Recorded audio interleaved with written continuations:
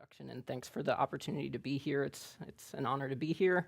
I don't know if you know this actually, but I was born in New York City. I was born here in Manhattan and lived for 3 years on 42nd Street.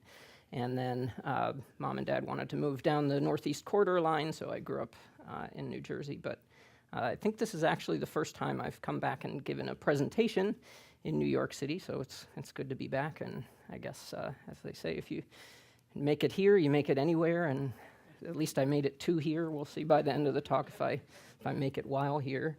So I'm going to tell you about my passion for exploring Mars, and in particular, our quest to understand the history of water on Mars as it may or may not relate to the potential for life on that planet. And the beyond is going to be limited to sort of one slide at the end where I talk about implications for exploring elsewhere in the solar system, but we'll focus on Mars for today. Now, you look at this image of Mars taken by one of our NASA orbiters, and you might think, why is this a good place to look for evidence of water and life, right? First of all, there's a very thin atmosphere. You can see the dust layers in the atmosphere, the reddish dust. The surface also is very red, pretty uniformly, as you'd know if you've ever looked up at Mars in the night sky. But also the surface has all of these circular depressions, which are impact craters, meaning that one of the most common processes in recent history that has shaped this planet's surface has just been passive exposure to asteroids and some comets hitting it from space. So we certainly don't see any green from this view, and not any blue either. In fact, as part of the Mars Curiosity rover team, I'm always checking what the Sarcastic rover Twitter feed has to say about our explorations, and they rightly made the point that Mars is basically shades of red or beige, but I'll show you that some parts are a little more colorful and scientifically intriguing. We've had really an embarrassment of riches in Mars exploration, so the number at the top of the clock here is 43. The 43rd attempted mission to Mars is currently in orbit there. You have mostly Soviet and US missions in the early years, and then more recently its participation has diversified a little bit with ESA missions, and now the Chinese and Indian space organizations are studying Mars as well. We've had 6 successful landings on the surface, and Spirit and Opportunity are both represented by the one rover there. Sorry, 7, because Viking 1 and 2 are also represented by the one lander there. Those have all been NASA-based so far, but hopefully that is going to change in the near future. So both the U.S. and international colleagues have focused a lot of their funding and scientific attention on Mars within our solar system. But why is that, given that it looks so dry and dull? Well, I think there are a number of factors. First of all, compared to other planets in the solar system, at least Mars has both a surface and an atmosphere, right? You can't say that for the giant planets in the outer solar system. Mercury, no atmosphere. Venus has a surface and an atmosphere as well, but 870 degrees and 90 bars of pressure is not a very friendly environment for life like us anyway. But Mars feels familiar to us, I think, even just in a basic visual way, and this has been apparent since the 17th century, when it was really just a body of astronomical study. And we started to see things like evidence for bright versus dark terrains. Well, Earth has that too. And many of the dark terrains, as on the moon, were initially named Mare something or other, so a sea, which is not what they turn out to be. But you have sort of the same distribution of dark and bright terrains. It was noticed fairly early on that there were very bright materials at the poles of Mars, and we needed a few more centuries to confirm that that is actually water ice, but indeed polar ice caps just like the Earth. You could track the movement of these features as the planet rotated and determine that it had a length of day sort of shockingly similar to Earth's, given that there's no particular reason to end up with that type of period. So an Earth-like day. Water ice clouds float through the sky. This is actually a video taken by the Phoenix lander in the northern high latitudes, and it looks kind of just like if you watched cirrus clouds float overhead some afternoon here on Earth. You have Earth-like seasons as well, essentially because the planetary obliquity, so the spin axis tilt, is 25 degrees, very similar to Earth's 23 degrees, and so you get a winter and a summer with distinct temperatures and weather patterns. Mars also has moons. Again, can't say this for Mercury or Venus. It has 2 moons. They're much smaller in both an absolute and relative to the body sense than Earth's moon, but again, a lot of features that are kind of analogous to aspects of the Earth. And finally, I would assert that humans will explore the surface of this planet in person someday. People are always asking me, when do you think we'll get humans on the surface of Mars? And what I try to explain is I think if you went to a slot machine and pulled the bar and you get the 3 random numbers, whatever you get from that is as good an estimate as I could give of how many years it'll be before we have humans on the surface of Mars. But I believe in a future where humans are there, and that's another reason to study it. Part of the early motivation at the start of the space age was what we now look back on and recognize was really more a Martian mythology. And so this is a perfectly respectable map that Schiaparelli made from telescope observations. So this is back where you had to look through the telescope and draw out what you thought you were seeing.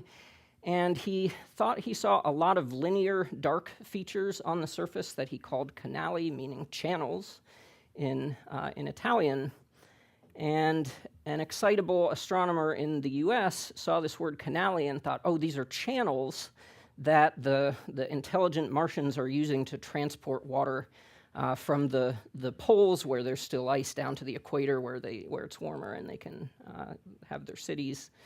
And this then made its way into popular works of fiction and even movies that are still coming out with this kind of concept. So all of that kind of went away, at least from the perspective of scientists, when we sent the first successful mission to Mars, which was the Mariner 4 Flyby spacecraft, and it returned images that looked like this.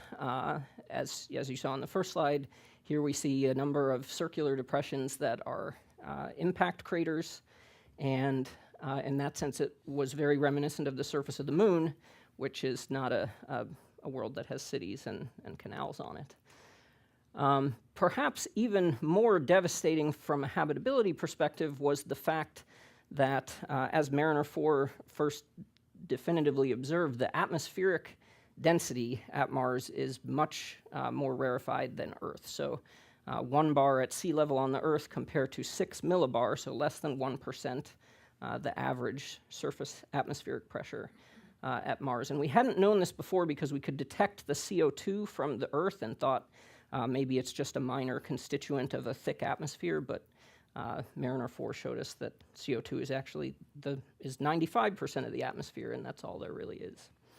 So this is a challenge for having liquid water on the planet's surface, which if you just look at the phase diagram, you can see why that is. So thermodynamics tells us that liquid water is only stable within a certain temperature, pressure, phase space, and down at the total atmospheric pressure of Mars at 6 millibars, you're sort of right around the triple point, meaning the pressure below which water is not stable as a liquid at any temperature.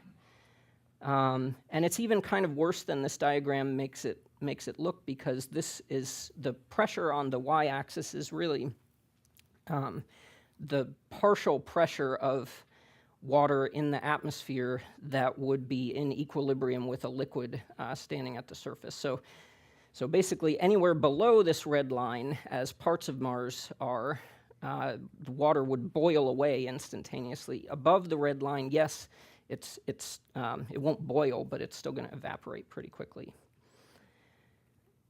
But don't lose hope, because then it wasn't too many years later that we had additional missions that started showing surface features like this, where you have networks of valleys carved into the surface that merge and generally trend downslope and look for all the world like networks of river valleys, fluvial networks that we have here on Earth, except there's no water in them today. So this probably could go without saying for this audience, but I'll say it anyway. The reason that we get so excited about water in particular in astrobiological work is that it's kind of the most fundamental ingredient for all life as we know it, right? Life needs a medium, an energy source, and chemical building blocks. And the energy source can be one of a few different things. You could maybe convince yourself that alternative biochemistries are possible, but liquid water, as far as we know, is pretty essential. And personally, the most vivid representation of this I'd ever had was flying over Egypt once, where if you're flying like along the course of the Nile, that's where the thousands of years of human civilization have been, the green vegetation, and then you look off in either direction, and there's no life that you can see with your eyes anyway. And so the water drives where the life will be. And so NASA, in sort of starting in the early 2000s, has had this mantra of follow the water to look for places that could be habitable on Mars. So I kind of got involved around this time. This happened when I was an undergrad at Princeton, that the Spirit and Opportunity rovers landed on opposite sides of Mars. And I would say really somewhat fortuitously, this one, Opportunity, first of all, happened to land right in an impact crater, like a small impact crater. So the odds of that happening are, it did roll around as part of its landing sequence, but it happened to roll into this crater that exposed in the crater walls layered sedimentary bedrock that, when the rover looked with its chemistry instruments, proved to be rich in sulfate salts. So calcium sulfates, magnesium sulfates. Actually, one specific mineral they identified was jarosite, which is an acid iron sulfate, and it implied acidic conditions at some point in the history that these rocks have been subjected to. But all of these sulfate salts, we can be fairly confident required liquid water to interact with the rocks at some point in their history. You should take any exact date that a planetary scientist ever quotes you with a major grain of salt, but we think that these rocks are about 3.7 billion years old, and that is probably, generally speaking, when the planet had the most water on its surface. So this is the Disney view of what Mars might have looked like 3.7 billion years ago. Again, acid iron sulfates implied that you had dissolved iron in these probably shallow pools of water, so maybe reddish liquid water under the red sky of Mars. Now this, this is like a little pond here. Did we ever get large bodies of water on ancient Mars? Well, the answer is yes. We're fairly confident now, and I'll show you just one of my personal favorite examples. This is an impact crater called Columbus that's about 150 kilometers from edge to edge for scale. And even with relatively low resolution imaging, we could see there's some odd features about this crater. You can see a bunch of bright deposits scattered across, that's actually its northeastern floor. And then if you look sort of halfway up the crater wall, there is another sort of layer of bright material, and I can have this rotate around so you can look. If I put the cursor at a certain point on the crater wall, you can see this bright ring of material that traces all the way around the crater wall. So The Viking era of Mars exploration had a lot of studies sort of ending with things like this. Well, maybe there was a lake in here and it filled up, and that's a bathtub ring of salts that were deposited once it evaporated away. But we couldn't really prove any of that.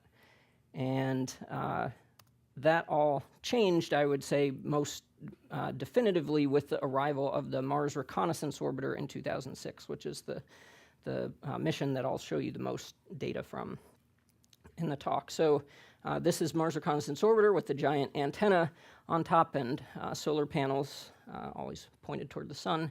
You have the instruments mostly nadir-looking there on the bottom. This spacecraft has actually returned more data to the Earth than all other missions beyond the Earth-Moon system combined. And so it was a pretty enticing opportunity as a grad student to start getting involved with this this fire hose of data, relatively speaking, coming back from Mars. So we have three different surface imaging instruments that we could use to try to understand these potential liquid water-related features better. And one of them is called the context camera, which, because space scientists always need an acronym, is referred to as CTX. This returns 6 meter per pixel images, and panchromatic is a fancy way of saying grayscale, so there's only one filter. But with now 10 years of extended mission monitoring and building up coverage, we actually are essentially at global coverage of Mars, and this is basically over the past year filling in some of the gaps. This was never an objective that the team originally proposed for this camera, but once they started getting close, they thought, yeah, okay, we'll make a global base map. So this is 6 meter per pixel imaging. That's like the highest resolution of any image that we have for, say, Jupiter's moon Europa, another fascinating target. Here we've got the whole planet covered at that resolution. So again, we're somewhat spoiled in the Mars science subcommunity of planetary science. Here's a much larger camera, as you can see with the human for scale. This is HighRise, and this is often referred to as MRO's spy camera, so 30 centimeter per pixel resolution. So, each of us would look like a dot, but we would be visible as a dot all the way from the 300 kilometer orbital altitude of the spacecraft. Here we have 3 colors, although only in the central portion of the viewing swath, so we get sort of 20% of the data in color, in 3 color bands. Now, with this really high resolution, we have to pick and choose very carefully which parts of the planet are most important to image, and so far we're almost up to 2% coverage of Mars after 10 years. This camera was originally proposed by the PI with the slogan, "The People's Camera," with the idea that not only would we share the data as fast as possible, faster than NASA requires for missions, but also hoping to get the public involved, or the science community beyond the small science team, at least involved in suggesting targets that the camera could observe. And now 10 years in, we have kind of gone through a lot of the initial targets that the science team suggested. So please help. If you go to this URL, it's a pretty simple interface to use, and you have to give some kind of rationale that hopefully isn't, we haven't yet seen the face on Mars at 5:13 p.m. local time, and need to look at it under the, try to have some science-based rationale, but we're always looking for more targets. The third instrument that we'll talk about is called Chrism. That's the Compact Reconnaissance Imaging Spectrometer for Mars, and so this is a hyperspectral instrument, basically across the visible range from 360 to 700 or so, and then into the near infrared out to almost 4 microns, with 544 distinct spectral channels, so that works out to about 7 nanometers per channel spectral resolution. Again, we can do a HighRise-like mode where we target 1 or 2% of the planet and map it at a sort of decameter scale, 20 meters or 40 meters per pixel. There's also a lower resolution mode where lower spatial resolution, and we use just a subset of the bands that we're getting up close to global coverage of Mars at this reduced resolution with the hyperspectral data. And so why is this useful? Well, from spectral information, we can interpret surface composition. Sometimes it works extraordinarily well, and this is one of my favorite examples where the top in black is a Chrism spectrum from Mars, and the red is a laboratory spectrum of the calcium sulfate hemihydrite basanite, which is an uncommon mineral on Earth, but for various reasons probably more common on Mars. And we have 7 different specific absorption features that all line up at the exact right wavelength and the relative proportions. So Ares has granted us an exposure of perhaps nearly pure basanite at tens of meters scale in this case. Usually surfaces at decameter scales are a little more mixed, and we don't get such a clean match. Now you can simply go and compare to laboratory spectra that you've collected of various compounds to identify composition, but for this audience, I know a lot of people have a physics background, so I thought I'd get into a little more fundamentally what we're sensing here. So we're looking at wavelengths where the light is absorbed preferentially by the surface materials. This is because the photons at those wavelengths cause the surface materials to undergo some kind of energy level transition. And just schematically, the sort of 2 main options for types of transitions in this part of the spectrum at these energies are exciting vibrational excitation modes of light molecular groups, I would say, so things like hydroxyl with the OH vibrating relative to each other, H2O bending or stretching, CO3 and carbonates also has vibrational energy level transitions that correspond to the infrared part of the spectrum. And then the other thing you can have is electron energy level transitions, in particular for those elements that reside in the middle part of the periodic table that have unfilled d orbitals, for those who that term makes sense to. And these are all of these d orbitals in a vacuum would have equal energy to them, but in a crystal, and so say this is an iron cation in the center of the structure, and you have 6 octahedrally coordinated oxygens around it. The oxygens each have a relative negative charge that repels the electron cloud if it is oriented directly toward those anions, and that becomes a higher energy level state as a result than the other 3 shown on top. So transitions between those involve energies that correspond to visible photons of light. So when we have these spectra, then we can, we're getting we essentially get a data cube. We get a spectrum like that at each point in a 2D spatial array.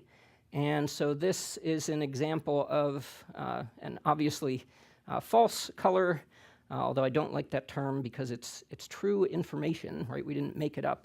I'd like enhanced color view of Chrism composition superposed on a CTX image of the surface. And so you can see the dark sand dunes at the upper left of the overlap area are showing up as reddish, and that corresponds to olivine and pyroxene-rich compositions. The hot pink material is a pretty interesting composition, maybe more like granite, which was a surprise to find on Mars.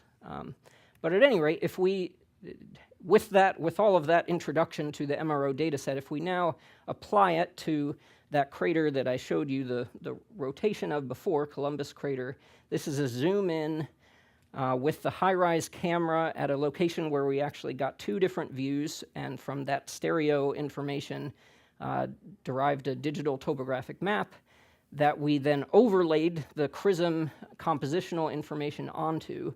And the point is that all of the bright material that you saw ringing the crater wall is composed of hydrated sulfates like gypsum, among others, and it's sitting on top of presumably somewhat older crater wall material composed of kaolinite, which is a clay that on Earth typically forms in pretty intensely weathered environments. So these are not materials you can form through only dry processes. So we thought that this supports the interpretation that this crater once hosted a lake that, this bathtub ring is almost a kilometer above the crater floor. So if you add up that volume, it's comparable to the Great Lakes on Earth. So yes, Mars had large bodies of water in the past. This was certainly not all my work. This is a review paper of sort of all the detections of what we call aqueous minerals, so minerals that either have water in their chemical structure or that, as far as we know, would have required liquid water to form in the first place. So chlorides, for example, and we don't know exactly the flavor of these. It could be sodium chloride, table salt. Those are nominally anhydrous, but we don't know how you'd get a chloride salt flat without water having ponded there and evaporated later. The sulfates, like we talked about from Opportunity, so the Opportunity landing site was right in here, and again, it really was kind of fortuitous that Opportunity landed in the sulfate capital of Mars. You can also see them throughout the interior of Valles Marineris, the largest canyon system on Mars, and scattered a few other places. Hydrated silica is a little bit rarer, but Spirit actually found some of this in Gusev Crater, which is all the way over here, and could represent hydrothermal deposits similar to some of the silica mounds that you see in Yellowstone. Phyllosilicates, so kaolinite is an example of this. These are where the water interacted with the rocks over sufficient time to actually fundamentally transform the nature of the silicates that were there. And so these are, in many ways, sort of what has given us the most optimism for prolonged water-rock interactions on Mars. So over the decade that we've accumulated this beautiful map, we've landed exactly one spacecraft on Mars. So, yes, we have an embarrassment of riches, but come on, we need a few more rovers to check out some of these other locations, right? But we tried to pick a good one for curiosity, and that was Gale Crater. So about the same size as Columbus, actually, 150-ish kilometers across.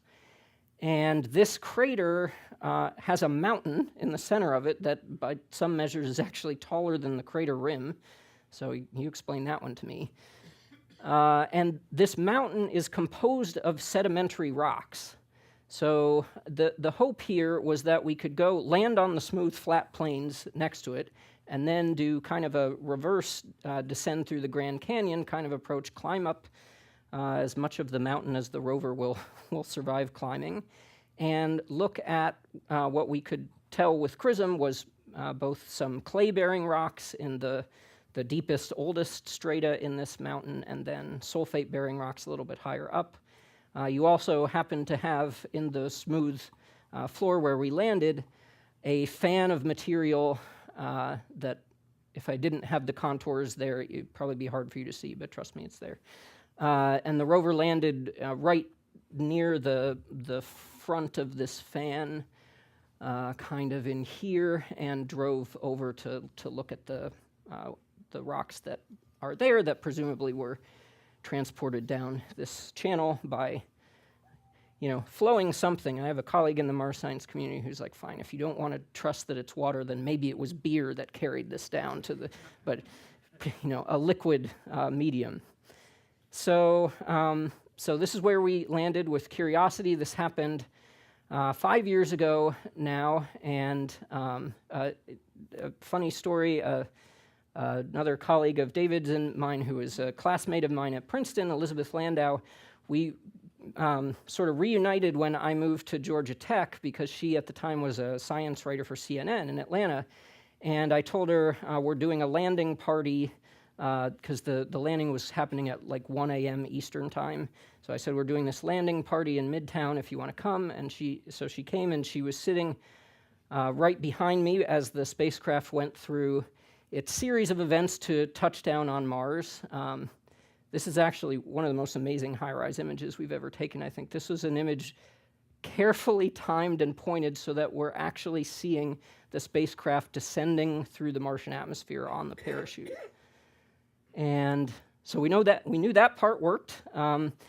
If you haven't seen it before, it's kind of old news now, but Google 7 Minutes of Terror and the way that this spacecraft was landed on Mars. I mean, it involves dangling on a sky crane from a platform that is firing retro rockets down in the direction of the rover, and is supposed to softly set it down on the surface and then fly away and not hurt it. But it all worked, and so Liz turns to me, 5 seconds after we get the confirmation of a successful landing, and says, how are you feeling right now? How are you?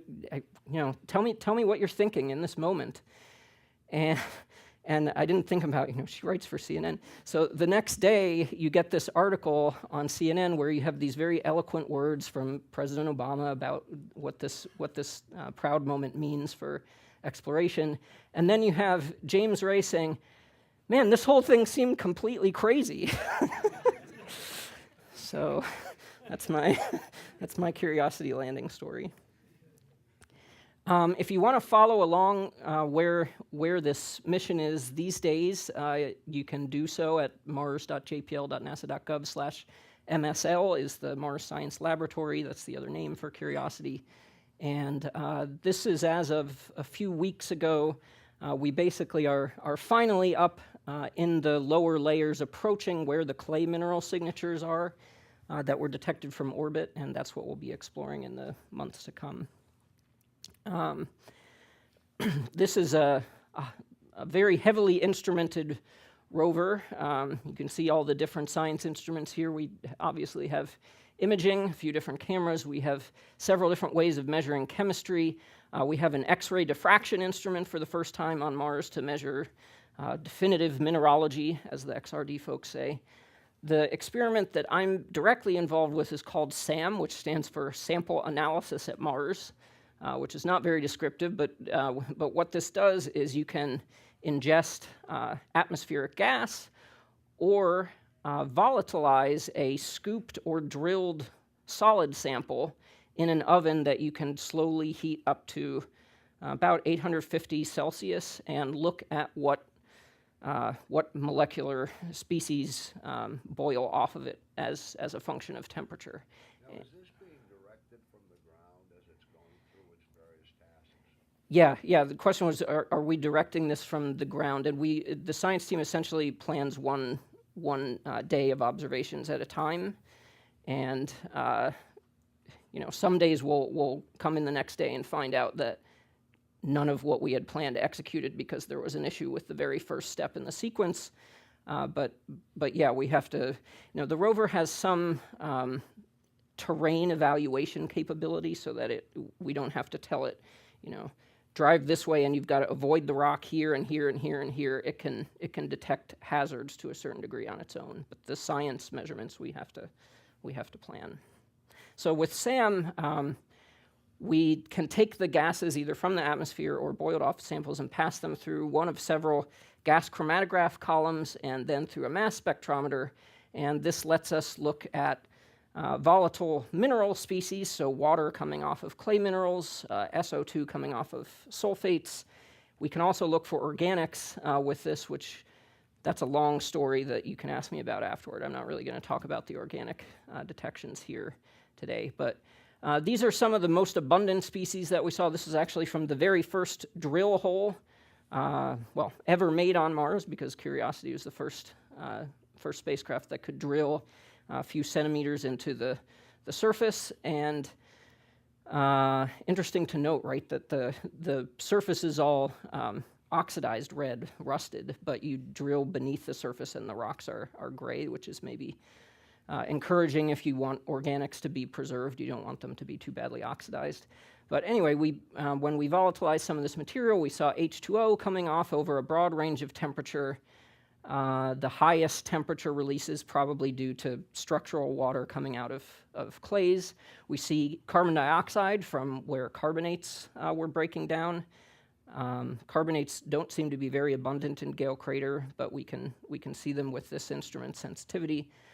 Both oxidized and reduced sulfur species, which is kind of interesting because it implies a redox gradient that, again, life needs energy sources too. Redox gradients are nice to see. And then I'll call your attention to this O2 double peak, and I think this is some interaction with the CO2 that causes the dip here, but where is all this oxygen coming out of? And that is the explanation for this word perchlorates that we've got up here. So a perchlorate, and you're certainly excused if you haven't heard that term before, is where chlorine, instead of gaining an electron and forming a chloride anion, it sort of shares all of its 7 valence electrons with oxygens nearby, and so it's the most oxidized state that chlorine can have in a mineral compound. And these are pretty rare on the Earth. They're highly soluble, so any water is going to wash them right away. You can find them naturally in some very dry deserts like the Atacama. You can also find them where rocket tests have been going on, because sometimes this is used in rocket fuel. But Mars seems to have them too, because at these same temperatures where we see oxygen coming off, we also see hydrogen, HCl and Cl2 chlorine species being emitted. So it's a breakdown of the perchlorate molecular group that occurs at this temperature. So perchlorates are interesting, well, for a number of reasons, and we don't entirely know why they seem, as far as we can tell, to be pretty ubiquitous across the surface of Mars. We don't really know how they got there, but they have several interesting properties, one of which is they're a very effective freezing point depression. So when I talk in Atlanta, I have to explain to people that when it snows in the north, you put salt on the sidewalk to cause it to melt. You all know that. Perchlorate, if it weren't toxic, would be an even more effective salt to use for this, because you can depress the freezing point all the way down to below 200 Kelvin, so 80 degrees of freezing point depression for a eutectic perchlorate brine. So the somewhat complicated plot that you're looking at here, the other thing to say is that salty water evaporates more slowly than pure water does.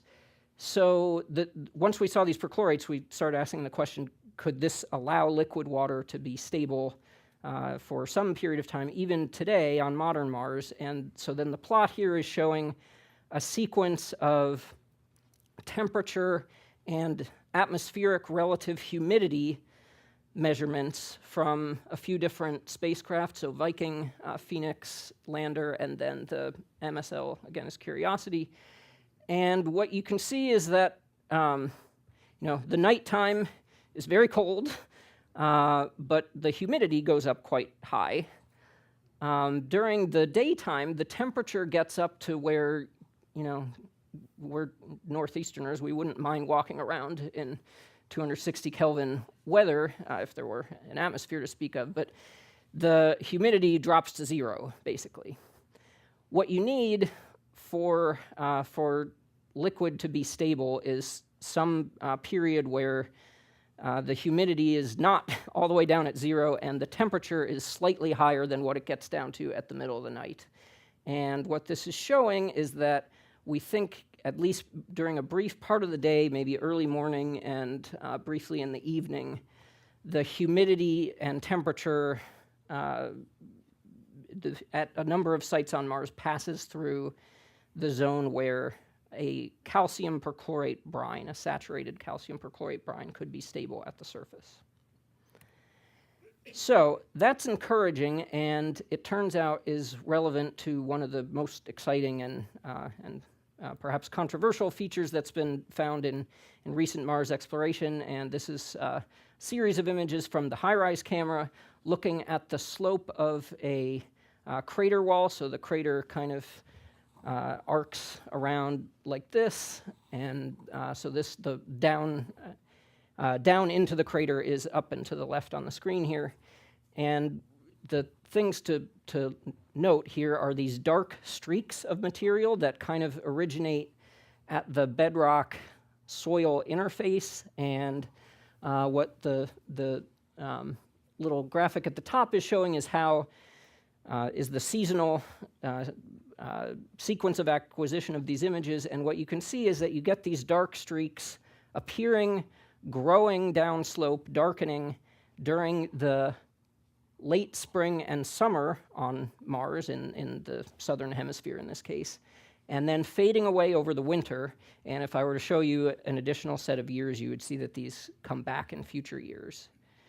Now, we've seen dark streaks on Martian slopes before, but the specific temporal behavior of these, where they're only forming during the warmest seasons on the sun-facing slopes, made us think that maybe the potential for a liquid being involved is higher in these cases than others. So the initial discovery of these was published in Science, but at that point it's really just a hypothesis that the darkening is being caused by wetting, which of course can happen as you compare dry sand to wet sand. But we didn't have any direct evidence for that. So a few years ago, I brought on a graduate student who actually, as an undergrad, had been the first one to spot these features in HighRise images, and said, we should really look at the Chrism compositional signature and see if you can see evidence for water. So here's another site where these are present, where we had good Chrism data. And in early 2015, he brought to one of our group meetings this spectrum from this location. And again, what we focus on in these are the absorptions that we can then trace to some vibrational excitation mode of H2O. And the dip that you see at 1.9 microns, and I think this is the only other slide I have with squiggly lines, so don't worry, there won't be too many of these, but the dip at 1.9 microns is seen in basically all hydrated minerals and is a common feature of hydration of minerals. So that was exciting. We had no idea initially what the second equally strong absorption at 2.15 microns was, but through a very happy coincidence, just the previous week, this new toy had arrived to the lab. We got this portable field and lab-based spectrometer covering essentially the same spectral range as Chrism does. And so I had told group members, bring in any samples you have, rocks, salts, pour some water in a dish and we can look at water. We just wanted to sort of test out the spectrometer. And another graduate student of mine was smart enough to bring some perchlorate that she had found in the building. And lo and behold, it has the same pair of absorptions at 1.9 and at 2.15 microns. The laboratory perchlorates have an additional absorption at 1.4 microns that we didn't see in this particular Chrism spectrum, but we saw it in a few others of these recurring slope lineae features. So we thought this was exciting. We wrote up a paper for Nature Geoscience, and the paper must have come out on Slow News Day or something, because we were really taken aback by the public response to this. Newspapers around the country, around the world. We even made it in New York, although below the fold. That is a pretty great picture of Obama and Putin. So. And the online media of all different flavors. So this was and really the thing that really made us feel that we had made it is they gave us the Google Doodle for the day. Yes, I think that's because at the NASA press conference, one of the NASA officials said, "So Mars has water. All you need to do is bring a straw." So the Google animators like that. So again, the work on this, both the laboratory and the Chrism analysis, was really done by my graduate students. This paper has worked out well for them. This is Luju, the lead author, giving a TED Talk, and he's now a research scientist at Johns Hopkins. And Mary Beth on TV back home in Chicago. For her, she's a scientist at NASA Ames now. But eventually we figured out the reason that this made such a splash is because the paper came out the same week as a Matt Damon movie about survival on Mars. So, and if I can play he recorded a little toast to us, and let's see. I don't know if we can get the sound. Well, I was stranded on Mars, but the next time I'm stuck there, at least I know there'll be water. Thanks, guys. Yeah, you get the idea. This was when my mom, who's a former actress on and off Broadway, really knew that I'd made it. Matt Damon had something to say about our work. So can we explore any of these recurring slope lineae features with our surface assets? Well, it turns out that there are micro-sized versions of these things that have been spotted in a few places by the Curiosity rover. And you'd think this is great news, because there's all those instruments on the rover that could really do the chemistry in more detail. But NASA was like, when these things popped up in the images, because NASA has a planetary protection office that is basically in charge of enforcing a real-life version of Star Trek's Prime Directive.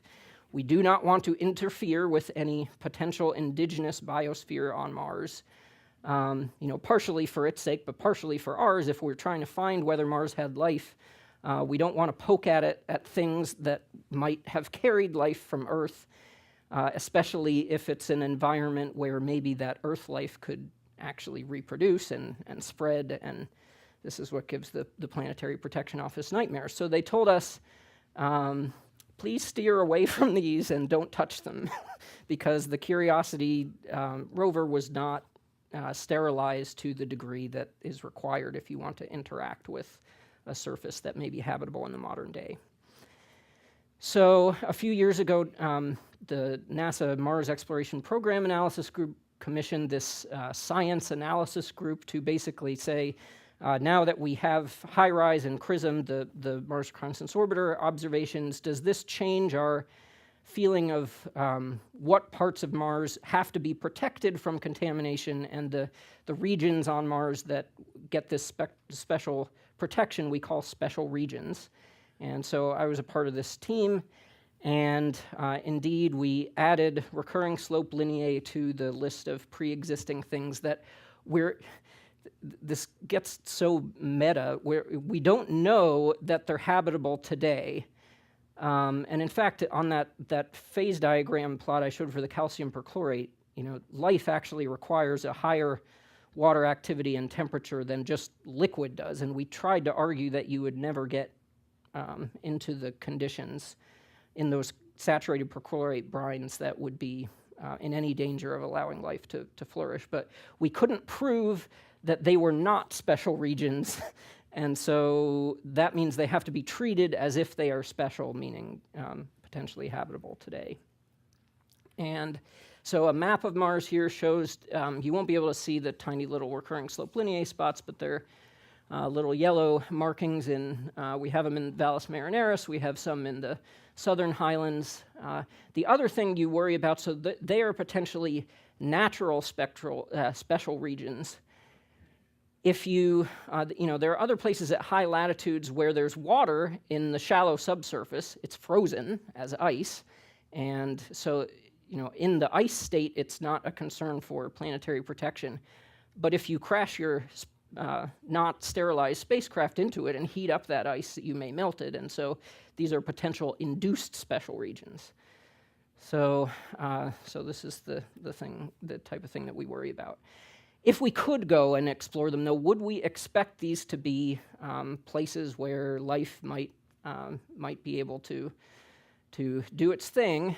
And the best analogs geologically to these recurring slope lineae that we found so far are called water tracks. They're these features in the Antarctic dry valleys that are about the same scale, meter or a few meters wide, can extend down slopes hundreds of meters or kilometers. And the darkness comes from wetting, and there's a higher salinity within the streaks than outside. So this is a colleague, Joe Levy, who's been to these sites a number of times, who wanted to ask the simple question, is there more life in the brine streak or outside of it? Because a priori, would life want to live in a stream of salt water or not? And he found that it varies, actually. So for bacterial species, it seems to be happier outside the brine streak, but for some fungal species that were happier inside the brine streak. So these are interesting questions to ponder at least until someone disproves our interpretation that they're water at all, which has happened in the past in Mars exploration. If these are perchlorate brines, though, then they could be a source of not only water, but again, you saw what happened in the SAM instrument when we heated up the perchlorate, oxygen comes off. So this could be two types of useful resources for future human missions. And again, maybe this is in the very distant future, but NASA actually did have a first workshop 2 years ago to talk about if we were going to send humans to Mars soon, where on the surface would we want to send them?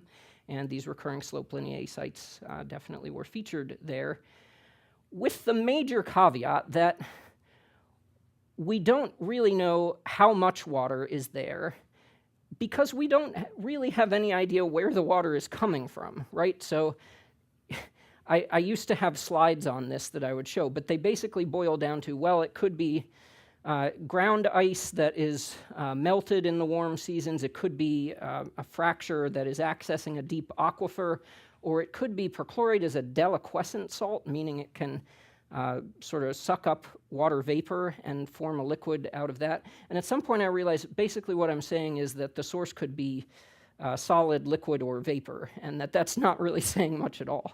So we have some work to do there.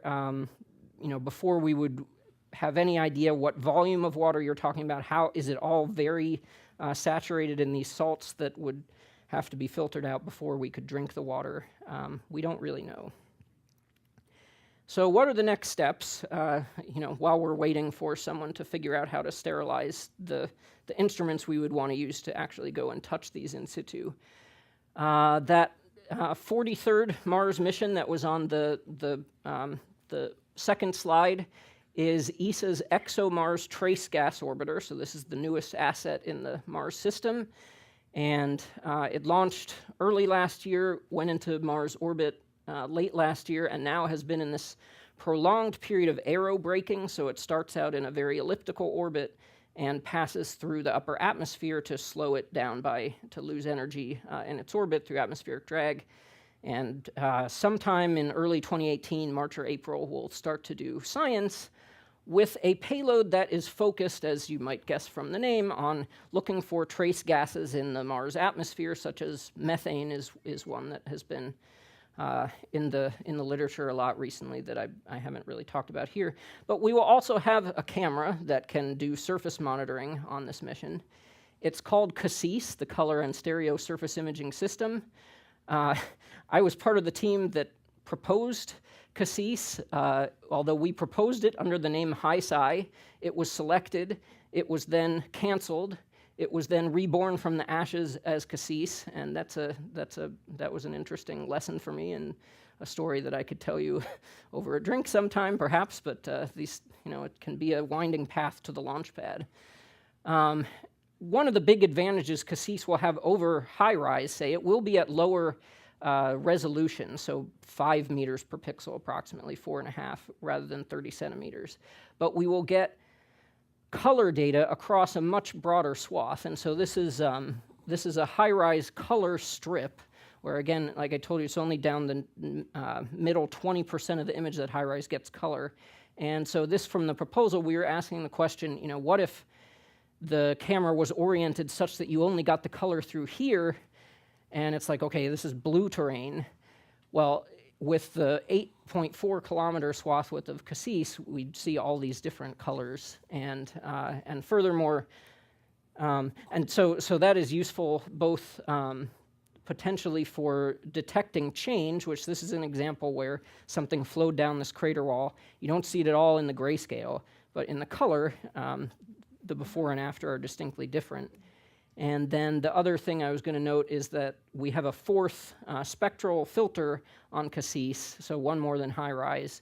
And if you take ratios of the different color filter reflectances, then you can't do a precise mineral identification like basanite with Chrism, but you can at least sort of group minerals by their multispectral color and say something about composition. The other, stereo is in the name as well, and the reason that this is going to be great for stereo is that with this camera, we get both halves of the stereo view on the same pass over the terrain. So the camera looks ahead of nadir, collects an image, rotates in about 16 seconds, 180 degrees, and then looks back and re-images the same terrain at the same time, same illumination, but different viewing angle. And that should give us lots of stereo coverage to look at geomorphic change, so changes that are evident in the topography even. But it also, again, there's 16 seconds in between the two images, so if anything is really changing fast at the time we happen to be passing over, we might see that difference in the first half versus the second half image. Another major advantage of this trace gas orbiter is that it's still solar powered, but they are not in a sun synchronous orbit. So Mars Reconnaissance Orbiter, the orbit is such that it's always 3 p.m. when we take our images. So you go around the planet and you come up with your ground track now in where it has become 3 p.m. It's kind of like Groundhog Day. It's always 3 p.m. in our images. And if you look at, when would you expect liquid water to be most likely to be stable, 3 p.m. is exactly the driest time of the day. It's a good compromise between getting well-illuminated surface and being slightly away from noon so that you can see topography with shadows, but it's very, very bad for monitoring potential liquid on the surface. So with Trace Gas Orbiter, we will not be stuck at any given time. The ground track will rotate through the day. And so we can look at like this key time in the early morning when maybe these features, the flowing water would be most active. So Cassis works. This the point of this slide. This is a color image of Phobos, actually, not of Mars. But you can see the color variations on the surface. And we have some color images of Mars. You haven't really seen them in the news yet because early in missions like this, there's a lot of invention and reinvention of the data processing pipeline, and I think they're not completely satisfied with how well they've got the different color channels aligning so far. So I requested and was granted a sabbatical for this coming spring and summer because I want to be in the room where they're doing that processing and get in on the early data. This was a team meeting that they had at the University of Bern, which is where the team is headquartered this past summer when one of my students was defending a PhD, so I couldn't be there, and I thought I need to be there in the spring when the prime science phase starts. So that's one component of the next step for me. Another component is ESA has a lander and a rover that'll drive off of that lander that it is planning to launch in 2020. And I've recently joined the science team for this experiment called HABIT that is in one part a sort of environmental conditions monitoring system, so it can look at the ground temperatures, the ultraviolet flux from the sun. But then the new thing that we've never done before is they have this unit that they figured out a way to make the acronym be BOTTLE. And it's a set of bottles that have perchlorate salts in them. And we're going to see if the water vapor that we can monitor with another instrument, like what the atmospheric humidity is as a function of time. And then with conductivity measurements, we'll be able to see if these perchlorates are deliquescing and forming little droplets of brine in the way that we hypothesize is happening at a larger scale to form the recurring slope lineae. So I don't really have a conclusion slide because we've got so many questions that this work has opened up that I thought I'd leave you with a question slide instead. And the first question is, are we really 100% sure that it's wet processes in some form that are forming these recurring slope lineae, even if we don't know what the source of the water is. There'll be a paper, I think, coming out of Nature Geoscience soon where they say that they think you can do it with a dry process. What I don't understand is how you get the hydrated salt concentration within these features specifically if it's entirely dry. But that debate does go on at some level. If they are formed by current day liquids, then are those liquids habitable, or are they simply too salty and cold all of the time? We don't really know yet. And of course, if they are habitable, if they are nominally within the conditions that life as we know it can tolerate, then the big question is, are they currently inhabited?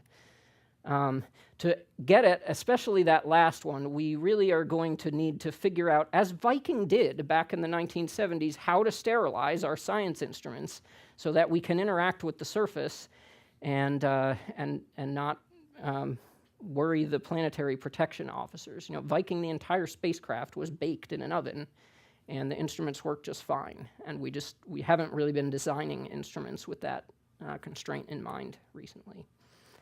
But this is arguably, and here's the beyond part of the title, this is arguably going to be even more important for exploring worlds beyond Mars, because the sort of next big thing, I think, for NASA planetary science is this Ocean Worlds program, where a number of moons in the outer solar system have ice surfaces, but at some depth we can infer that there is a liquid ocean, and on some worlds like Europa, the volume of ocean water is likely greater than all of the ocean water on the Earth, or at least comparable. So, this is in the modern day, not 3.7 billion years ago. So basically everything that's driving us to pursue these worlds as potential habitats is based on present-day habitability. So we're going to need to sterilize anything that we want to send there. Unless, we follow Arthur C. Clarke and say, we'll just never land there, but fortunately, there are some cases like Enceladus where it provides the samples out into space, and so maybe we don't need to land to get a sample. So I will leave you with a cartoon that kind of addresses this issue, and I'm happy to take any questions.